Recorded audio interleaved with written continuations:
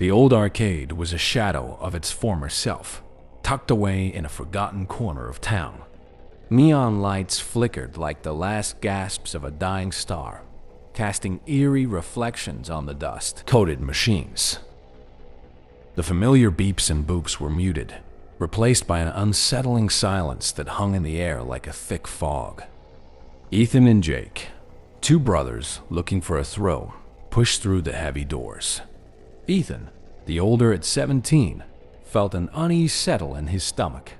He glanced at Jake, who was already scanning the arcade with wide, curious eyes.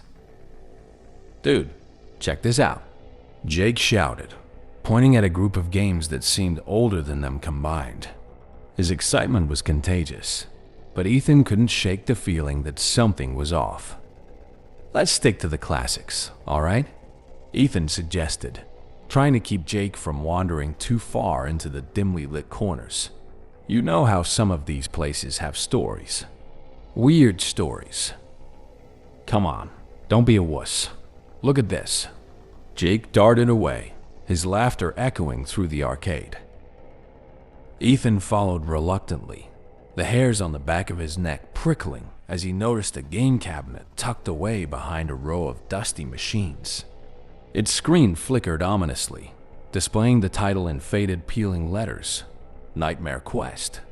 A chill shot down Ethan's spine. "Hey, maybe we should skip this one." "Nah, it looks awesome." Jake grinned, his fingers itching to press the buttons. "Jake, I really think we should." But Jake was already pressing the start button, and the machine roared to life. The screen flashed images of a dark forest filled with twisted creatures and nightmarish landscapes. A distorted voice emanated from the speakers, welcoming them to their doom. "Welcome to Nightmare Quest. Your fears will be your guide." Ethan felt a knot tighten in his stomach as the game began, the atmosphere shifting like a storm brewing on the horizon. When the game began, Jake was immediately sucked in, his excitement palpable as he fought pixelated monsters and navigated eerie environments. Ethan, however, felt increasingly uneasy. Shadows seemed to stretch and writhe along the walls, and the once inviting arcade felt like a trap. "Jake, are you sure this is okay?" Ethan asked, glancing around as the whispers from the game grew louder. "It's just a game, Ethan. Look, I'm slaying monsters." Jake shot back, but Ethan could see the tension creeping into his brother's features. As Jake battled deeper into the game, the screen began to glitch, swirling with dark colors and unsettling imagery.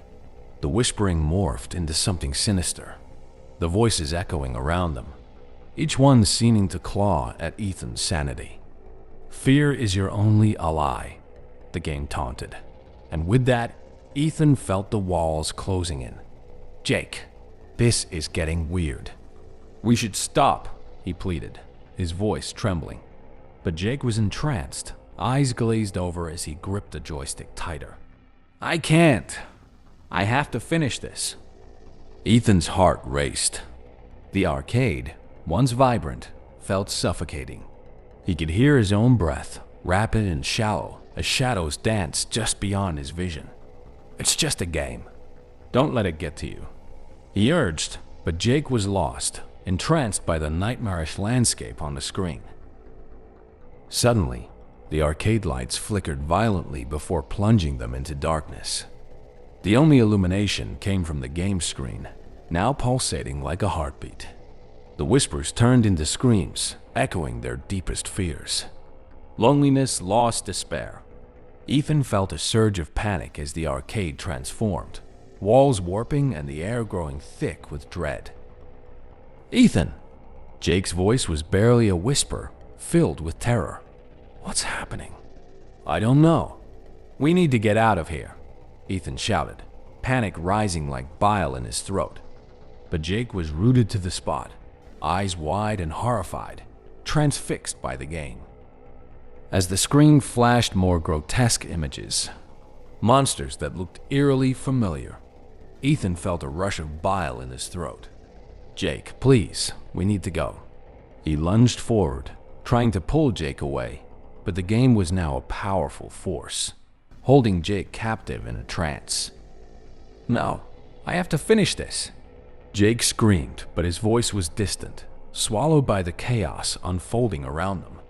The screen displayed a chilling message: "Your nightmares are waiting." The arcade morphed, shadows creeping closer, as if the very walls were alive, eager to consume them. Ethan felt a surge of dread wash over him. The arcade had become a hellish prison, and he was losing Jake to it. "Jake!" he shouted, his voice cracking. "Snap out of it!" But Jake's fingers moved with a frantic energy, battling pixelated monsters that morphed into grotesque versions of their childhood fears. Their father's shadow looming, the darkness of their basement, the unending void that whispered their names. "Jake, this isn't just a game anymore. It's feeding on you." Ethan screamed, desperation clawing at him. Just then, the screen flickered again, revealing a face twisted and familiar. Their father's visage grinned malevolently, whispering in a voice that sent chills down Ethan's spine. "Join us." Ethan felt his heart drop, the room spinning. "No," he yelled, trying to break the spell. "I won't let it take you." With every ounce of strength, Ethan reached for the power switch on the side of the machine. The whispers grew louder, the shadows darkened, and he could feel the arcade itself fighting against him. "Come on, come on," he muttered, flipping the switch in a desperate attempt to cut off the game's hold. As he did, the screen erupted in a flash of light, and the game let out a screeching wail. "No, you can't escape." It howled, the sound reverberating through the arcade. With a final flicker, the game went dark, plunging them into silence. Jake collapsed to the floor, gasping for air, his face pale and slick with sweat. Ethan rushed to his side, heart pounding. "Jake, are you okay?" he asked, shaking him gently. Jake blinked, disoriented and scared. "What just happened?" he croaked, looking around as if waking from a nightmare. Ethan pulled him into a tight embrace, relief flooding through him. "It's over. We're out. Let's just go." But as they stood amidst the wreckage of their once familiar arcade, a haunting echo of laughter filled the air. Soft at first, then growing louder, wrapping around them like a vice. The shadows flickered, and Ethan realized the game's influence hadn't faded. It had burrowed deep into their minds, leaving a lingering dread. They stumbled out into the cool night, the weight of the arcade's horrors clinging to them like a second skin. The streets felt eerily quiet, and the shadows seemed to stretch and dance, reminding them that the nightmare was far from over. As they walked home in silence, Ethan knew they'd both been marked, haunted by the echoes of a game that promised to never let them go.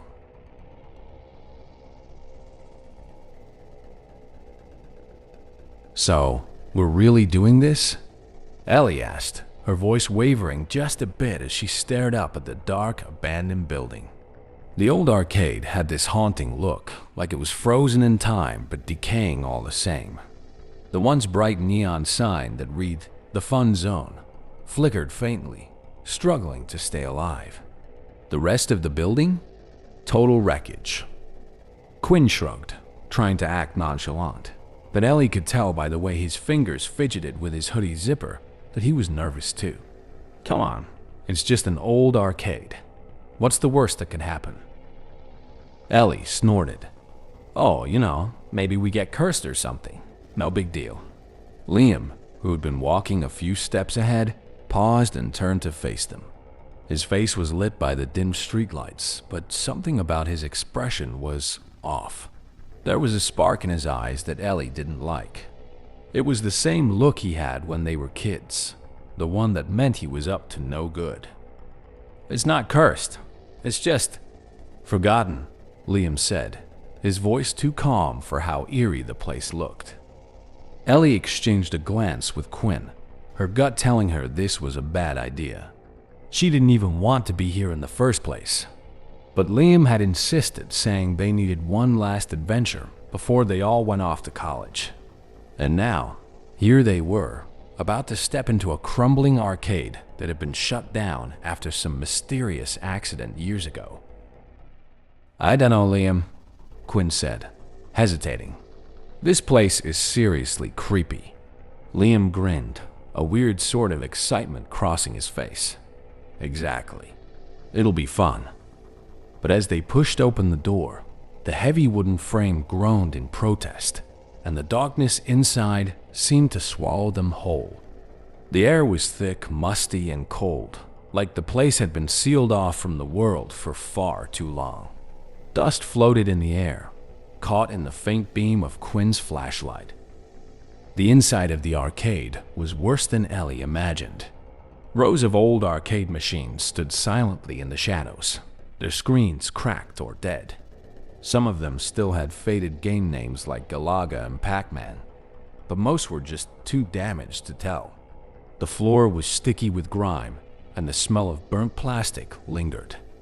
"I can't believe this place used to be packed with people," Quinn muttered, waving his flashlight around. "Feels like a tomb now." Ellie shivered, the weight of the place pressing in on her. There was something unsettling about the stillness, like the air itself was watching them. But Liam, he looked alive. His eyes scanned the machines, a grin growing wider on his face. "This is amazing. Look at all this. It's like a time capsule." Quinn raised an eyebrow. "Time capsule? Dude, this place is trashed." Liam didn't seem to hear him. He walked further into the arcade, fingers brushing across the machines as if they were old friends. Ellie's stomach twisted as she watched him. Something wasn't right. There was a strange intensity in Liam's movements, like he was searching for something, like the arcade was calling him. "Liam?" she called out, her voice echoing a bit in the empty space. He didn't answer. Instead, he stopped in front of an old pinball machine, its glass top cracked but intact. The name Soul Catcher was barely legible through the grime, but it seemed to mesmerize him. "What is it?" Quinn asked, walking over to him. "This thing barely looks functional." But Liam's hand hovered over the buttons, his fingers trembling as if he could feel something they couldn't. "Guys," Ellie started, her voice low, "we should go. I have a really bad feeling about this." Liam didn't move. His eyes were glued to the pinball machine, his face pale and expressionless now. The air around them seemed to thicken, growing heavier with every passing second. Ellie's heart started to pound, and her skin prickled with cold sweat. It felt like they weren't alone anymore. Quinn, noticing the change in Liam, stepped closer. "Hey man, are you okay? You're acting weird." For a moment, there was nothing. Liam stood there, staring at the machine like he was in a trance. Then, he smiled. But it wasn't a normal smile. It was slow, deliberate, and unsettling. His eyes, once full of excitement, were now dark, like something had taken over him. Ellie's breath caught in her throat. "Liam, what the hell is wrong with you?" He finally looked at them, his smile widening. "I can hear it." "Hear what?" Quinn asked, his voice shaky now. Liam's voice was barely a whisper, but it chilled Ellie to the bone. "The games. They're still on. They're still playing." Quinn's eyes darted to Ellie, panic flashing across his face. "Els, we need to get him out of here. Now." Ellie nodded, heart racing. "Liam, come on. We're leaving." But he didn't move. His fingers brushed the machine's buttons, and suddenly there was a faint hum. The broken lights of the arcade flickered to life, dim and eerie. The sounds of arcade games echoed through the space, like ghostly whispers. Liam laughed, a hollow sound that made Ellie's skin crawl. "It's all still here, can't you hear it?" Quinn grabbed Liam's arm, trying to pull him away, but it was like Liam was glued to the machine. "Liam, snap out of it." Ellie's pulse was in her ears now, her body screaming at her to run, but she couldn't leave Liam like this. Not when something was clearly wrong. "Liam, please," she begged, stepping closer. "We need to go. This place. It's messing with you." But he just stared at her, his eyes glazed over with something dark and unrecognizable. "I'm not leaving. I'm home." And in that moment, Ellie knew Liam wasn't really there anymore.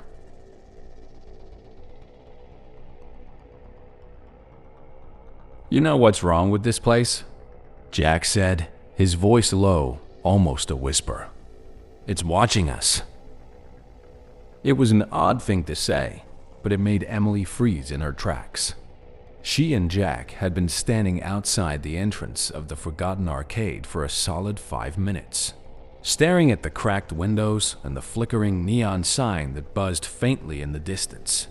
Power Play Arcade. There was something off about the place, something they both felt but couldn't explain. Inside, Luke was already waiting, pacing between the rows of dead arcade machines. He had insisted they come here tonight, dragged them to this relic of their childhood memories. It was his idea to break in, to explore the place after dark, for old time's sake. But the longer Emily stood there, the more her skin crawled. She could feel the weight of the air pressing down on her, cold and unnatural. It wasn't just abandoned. It was wrong. "What do you mean, watching us?" Emily asked, her voice shaky as she glanced at Jack.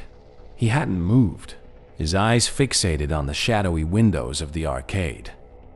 Jack didn't respond immediately, his lips twitching like he was trying to say something, but couldn't. Finally, after what felt like an eternity, he muttered, "This place doesn't want us here." Emily's heart pounded in her chest. She had felt uneasy from the moment Luke suggested they come here. But now, standing at the threshold of the arcade, something felt downright terrifying. She swallowed hard, her throat dry. "Guys, come on. What's taking you so long?" Luke's voice rang out from inside, carefree and excited, like they were on some harmless adventure. But Emily could barely move. Jack's words kept echoing in her head. "It's watching us." Reluctantly, they stepped inside, and the air immediately grew thick. It was colder here, unnaturally so, and the silence felt suffocating. The familiar hum of arcade machines was gone, replaced by an eerie stillness. Every step they took felt wrong, the floorboards creaking like the arcade itself was groaning under their weight. "Look at this place," Luke said, motioning around with a grin. "It's like time forgot it." Emily wasn't paying attention to Luke. She was too focused on the machines. Rows and rows of silent, dark screens, their glass fronts smeared with dust and grime. They stood there like sentinels, looming in the dim light, waiting. And that's when she saw it. Out of the corner of her eye, a flicker. It was so fast, she almost doubted she'd seen anything at all. But there, in one of the screens, she swore she saw something move, a shadow darting across the cracked glass. "Did you see that?"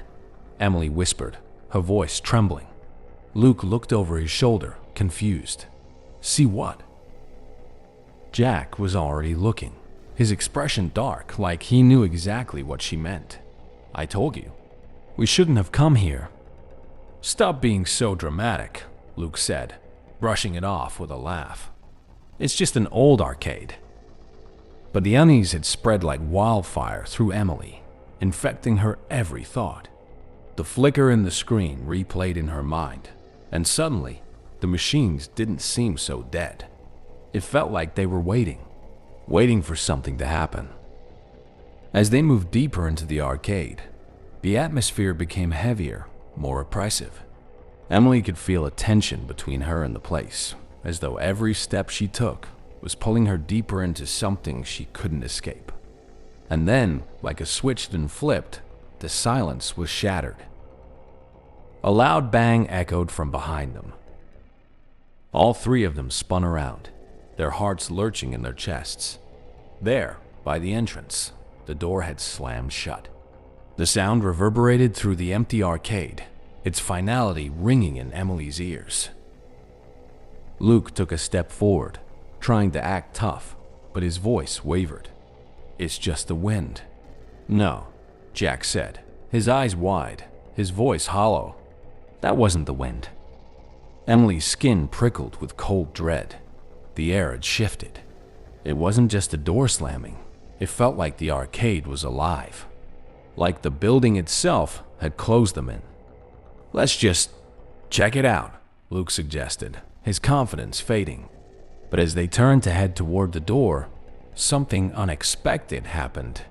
One of the machines lit up. Emily's heart nearly stopped as she stared at the flashing lights of the old game in front of them. The screen buzzed to life, displaying the title, "Game Over." But it wasn't just the machine turning on.